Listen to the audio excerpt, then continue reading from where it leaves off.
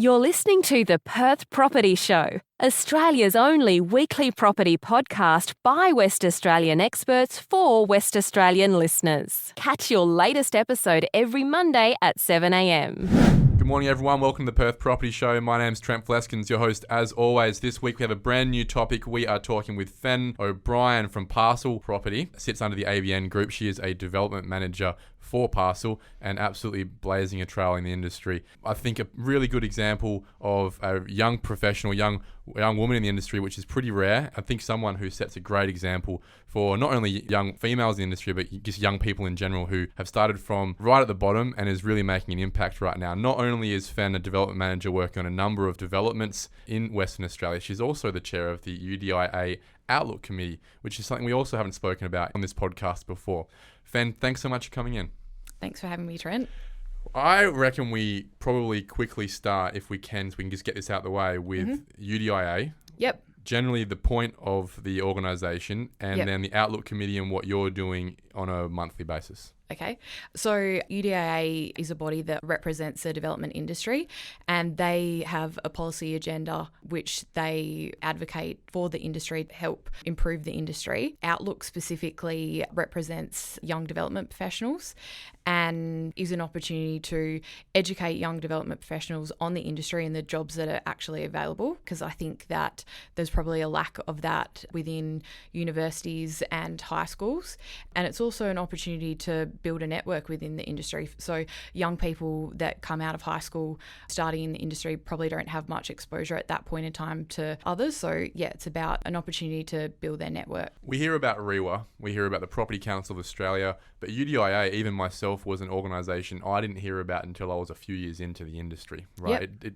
It doesn't have that front-facing representation like a sales agent you see as a kid when your parents sell your home. Yep. UDIA is not represented by real estate agents or mortgage brokers or tax people or lawyers. It's mainly people in the planning, architecture, design, development, building space, right? Yes, that's correct. So UDIA have a council, and then there's committees that form underneath the council, and there's, I suppose, different committees focusing on different areas of the property industry. Those committees are made up of people within the industry, and they come together, like I said, to advocate for the UDIA's policy agenda.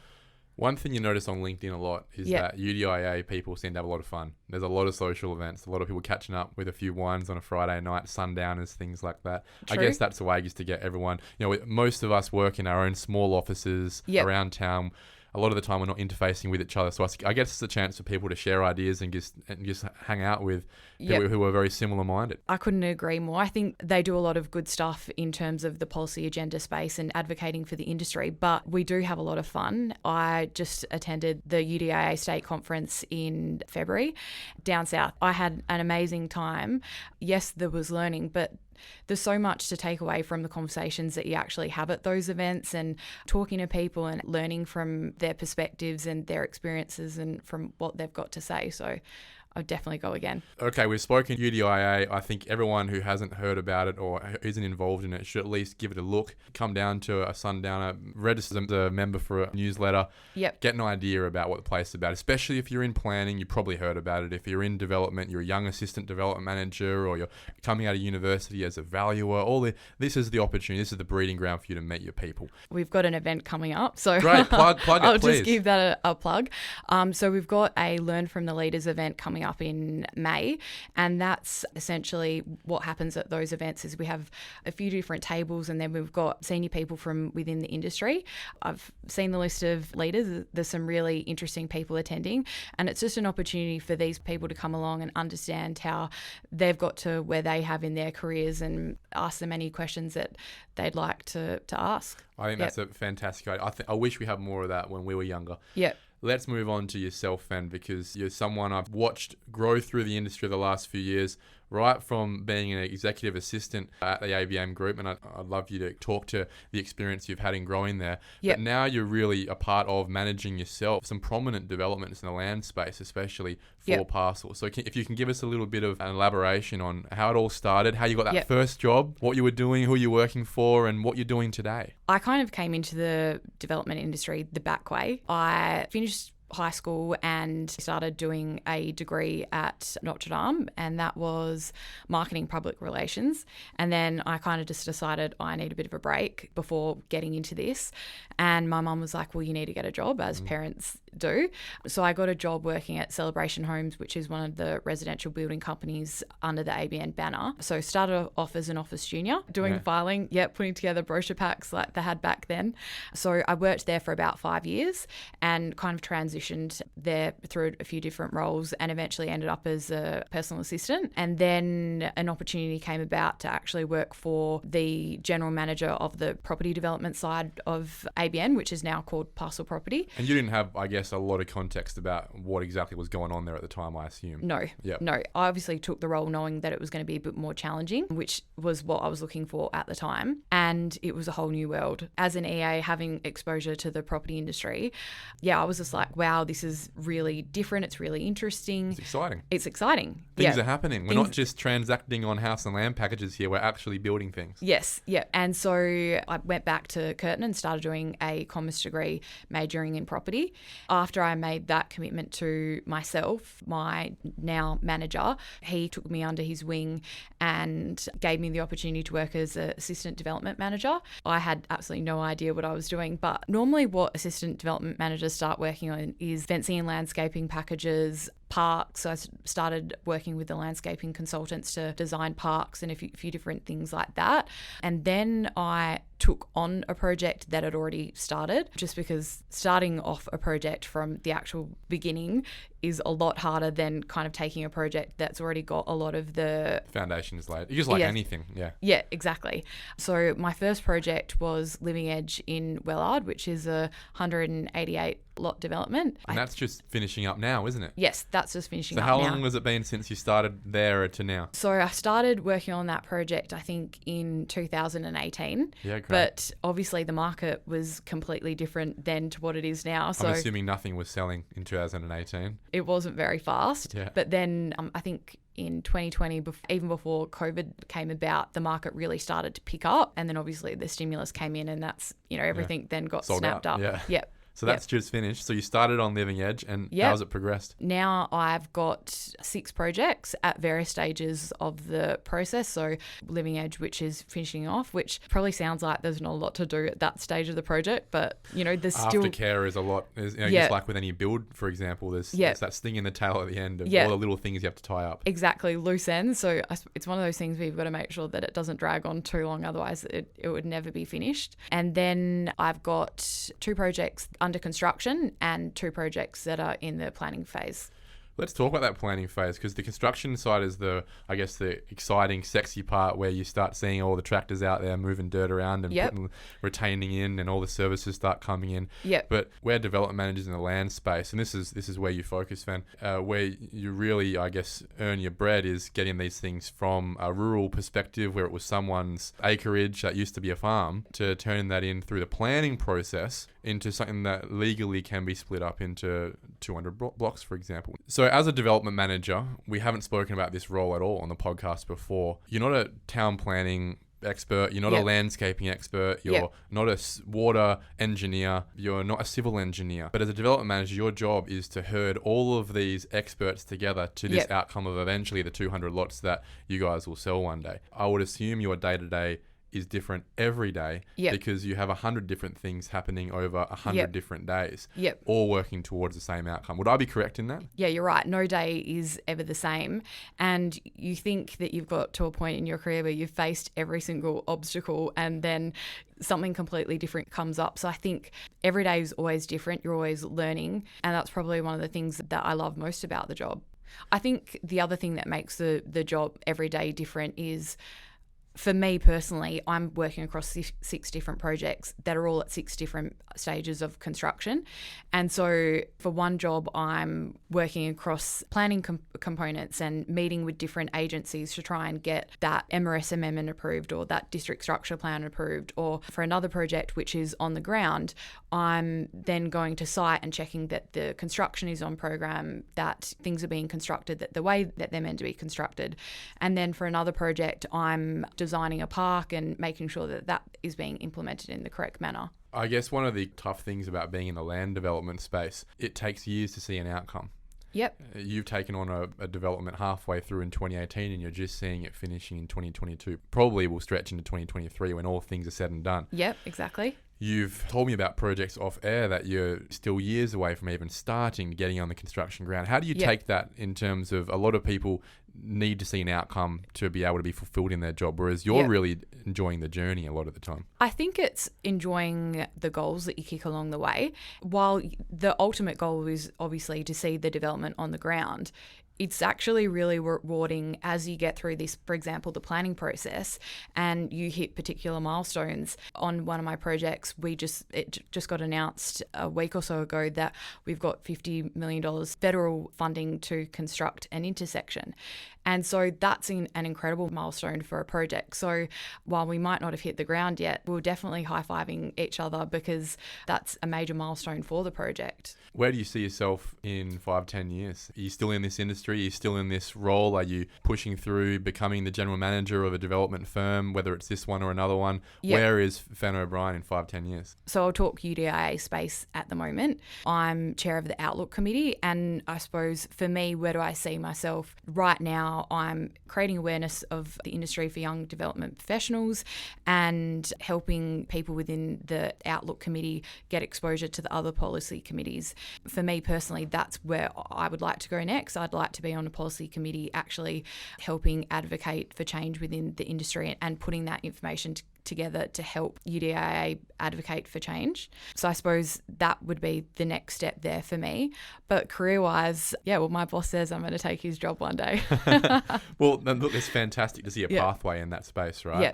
Public open space contributions, development contributions. I'd love to chat to you about this off the cuff for a second. Okay. And especially given your position in UDIA, you want to affect change in the policy space as well. Yep. You obviously operate in the larger land format space, but I see a couple of issues across both of these. One, in the small scale development space of POS, a lot of councils these days are hijacking state policy to essentially charge mum and dads what could be 30, 40, 50, 60, 100 grand of public open space contribution in lieu of, in cash, in lieu of land. Yep. On a development that might have made them just a bit more than that on its land subdivision for maybe 3 or 4 blocks. This policy, I believe, was developed many, many years ago for people like Nigel Satterley to make sure he puts his parks in so we have good areas, and not for local councils to hijack as a money grab for mum and dad developers. Yep. What's your thoughts on that? Do you think that could ever be something that's looked into, whether, I guess, the minimum lot amount that public open space contributions can be charged rises up to something well above an infill space? We're trying to promote infill, but we're charging mum and dads tens of thousands of dollars just to do a 4 or 3 lot subdivision in Sterling.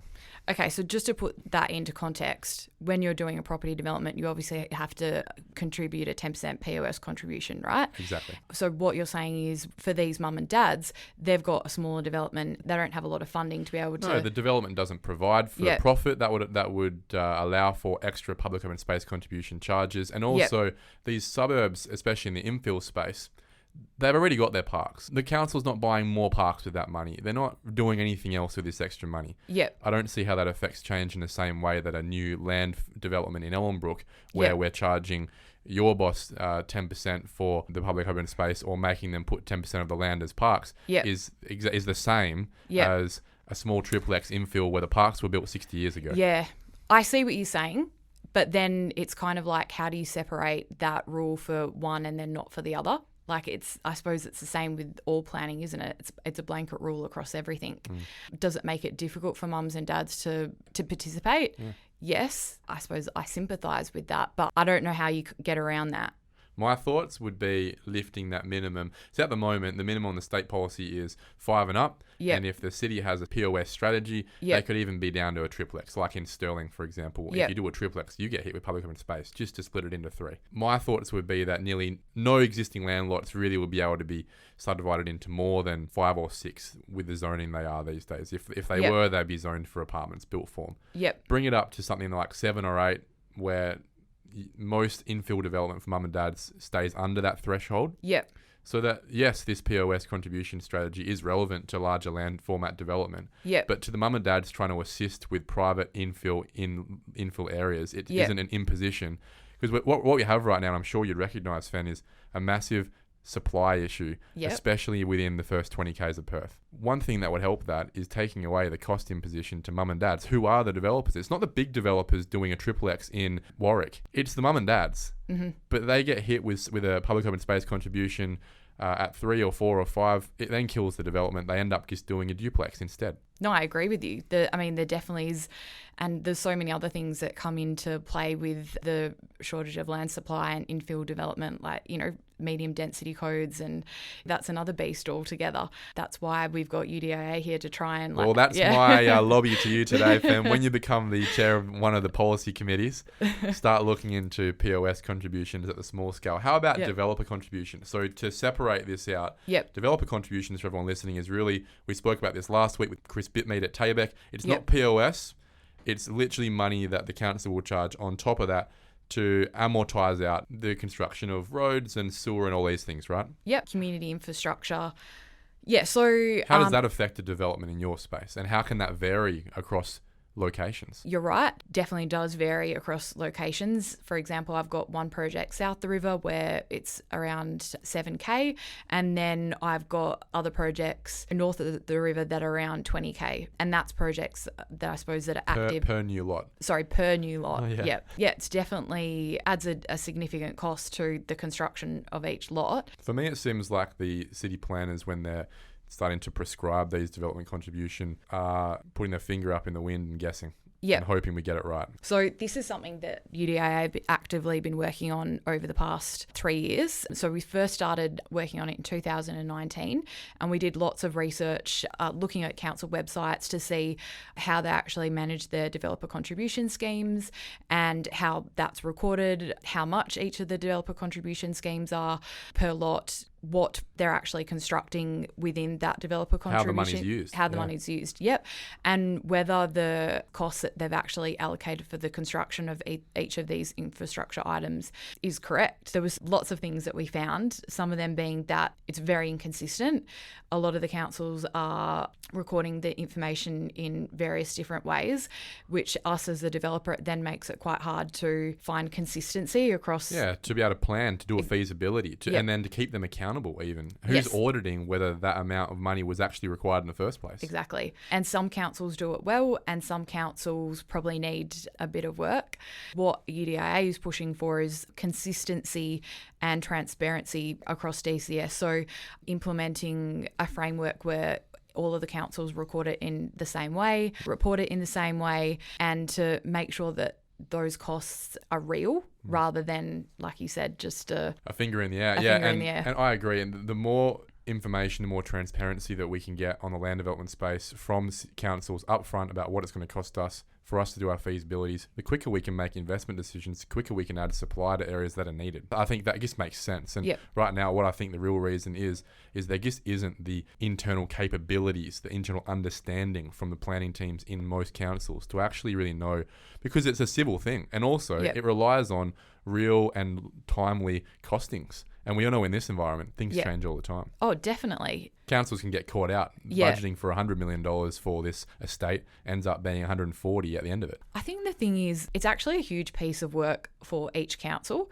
And so there probably needs to be additional resources to make sure that the accuracy of the information, and also to ensure that it's actually updated, because the thing is, sometimes these costings might have been put together 10 years ago. Exactly. Yeah. That's how long estates take to pull together. You look at Baldivis, that's nearly been going since we've been alive. Yep. And it's not even just the accuracy of the information, it's actually about when are these infrastructure items going to be constructed? So when are their fees being paid? How long are the funds being held for? When is that infrastructure item actually going to hit the ground? Are they waiting until all the developers have developed within the area and then they've got all the money they require. I mean, I think you would go on forever and talk about developer contribution schemes, but I think the light at the end of the tunnel is UDIA is being heard, and there is a lot of work happening in this space. And I think it's only a matter of time until we do have more transparency and accuracy and consistency across all the councils. I like that. Question to continue on with your journey. You focused on land development your whole career as you progress through. Yeah. A lot of development managers don't focus on land. They focus on built form. And what I mean by that is townhouses, apartment buildings, things like that. And those competencies are available within the ABN group, obviously. There's a built form team. Yes. Yep. How different is your job to their job? And would you ever be interested in moving across to that space? I have been asked this question a few times over the past couple of years.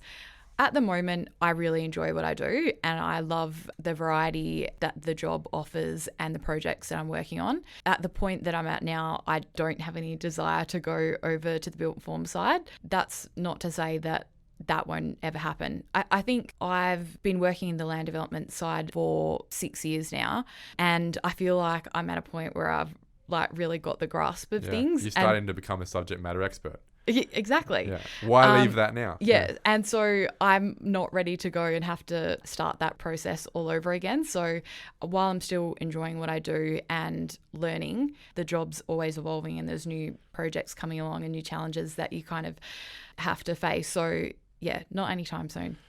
It's still the same job role, but you're just producing a different outcome. One's obviously producing land, one's producing a built form. And like you said, I think a lot of the planning processes to deliver a land project can be a lot longer than a built form project. Which is ironic because people complain about built form planning process and how long that takes as well, right? Yeah. But when you think about it, land developments can take a decade. They can take longer than that. Apartments, a really quick one might take a couple of years. A slow one might take 3 to 4 years, right? But that's still a lot less than what a new estate, which, speaking about Living Edge, for example, that would mammoth any apartment development time frame. Well, I've got one project that I started working on in 2017 that won't actually hit the ground till 2027. And when I was working on the life of the project in the feasibility, I think I figured out that I'd be 70 by the time the time it was finished. So, yeah. Hopefully you have a street named after you at that point. Yeah, exactly. Fun question to finish off, because I asked Chris this last week as well. Yeah. Given that you're so involved in the pulling together of these estates, they are, you have an ownership, I feel, over this. Yep. Do you have any influence or interest in what these street names are? How does it work? Will we see a Fenualla O'Brien Way one day? No, I don't think so. No. Normally, the street names are kind of pulled from the council, so they might not actually pick the name of the street, but they will generally have themes. And then we work with our surveyor, who then gives us a list of street names that we might be able to work with based on the council preference. And then we'll work through that list and kind of select which ones we like. But yeah, we can be quite picky about it. I'm sure that you're having a really fun Friday afternoon conversations with the team going, all right, this is the list. What are we calling these streets this week? Yeah, definitely. Yeah. Yep. And that's the fun part about putting your stamp on these estates, right? Yep, definitely. And I think it's comes down to the outside person, probably they're not looking at the finer detail like we do. They're not looking at the street lights that go in and what colour brick paving you have as collars to the streets, or what landscaping you have, what's the entry statement going to look like. And you do grow quite passionate about it. Yeah. Yeah, there's that ownership over it. Yeah, I mean, I've had things go wrong with the landscaping at parks. For example, we just planted a brand new park and we had kangaroos come and eat all of the new plants. Great. And it's absolutely devastating. Yeah. So you do become attached to it and, yeah, you are passionate about it. Well, clearly you had the right plants in. Yeah, exactly. I guess to finish off, what advice would you give to a young person coming through high school, finishing off, who somehow is listening to this podcast because their parents listen to it or they like the industry? The only interface they've ever had is that real estate agent selling their mums and dad's home.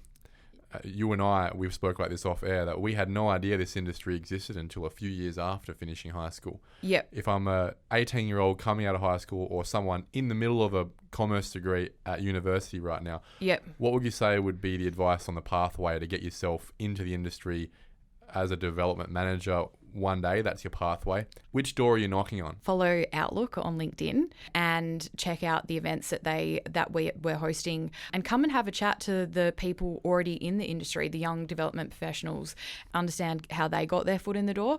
I think there's different ways that people within the industry have got their foot in the door. For example, there's the property degree at Curtin, but then there's also engineers, students or people that have done an engineering degree and then come out and got their foot in the door at property development. But a lot of the major developers are offering jobs to graduates. So I think it's about being proactive and reaching out to these developers and seeing what opportunities are available. I think if there was ever a time to get a job as an assistant development manager in the last 10 years, now's the time. You see quite a few jobs on LinkedIn going up right now. All the time. Yeah, there are so many jobs within the industry at the moment. So yeah, like you said, there couldn't be a better time to get your foot in the door. Hey, Fenualla O'Brien, Parcel Property, UDIA, I really appreciate you coming in, chatting. I think this is one of those ones that people will be listening back to. You'll listen back to in 5-10 years and laugh and look at how far you've come as well. It's lovely to meet you, and thank you so much, and good luck for the year and the projects you're working on. Thanks, Trent. Thank you for listening to another episode of the Perth Property Show. If you've only just joined the conversation, you can catch up by heading over to our website, perthpropertyshow.com.au, subscribing to the podcast, or joining our Facebook page. Don't forget to tune in next Monday at 7 a.m. for more expert insights, local analysis, and suburb spotlights. Happy hunting!